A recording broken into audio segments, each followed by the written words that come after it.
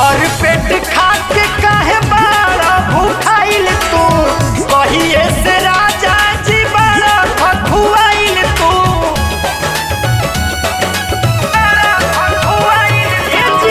भर पेट खा के काहे बाड़ा भूखाइल तू, कहिए से राजा जी बड़ा खखुआइल तू।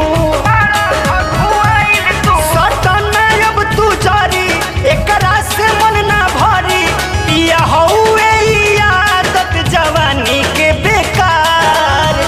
अब तो देहिया छोड़ा ये सैया भइल भोर भिनु सार, जागी गईली सासु ननदिया जाई इज्जत हमार।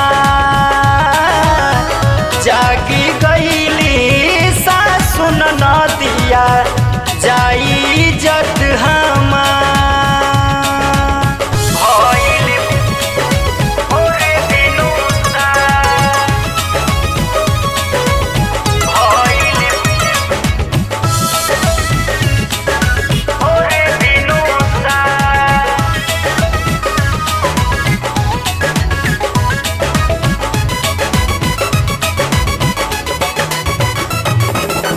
चाहता सैया जवन उहे बात होई हो, मनवा में सबूर कर फेरू रात होई हो।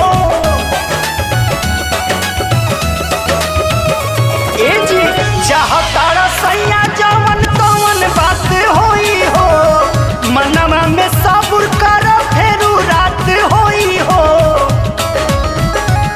सैया सुमन तू छोड़ा तनिका सा मुहमा मोड़ा, ओस देख ली है साया साड़ी ली सैहार। अब तो देहिया छोड़ा ये सैया भइल भोर भिनु सार।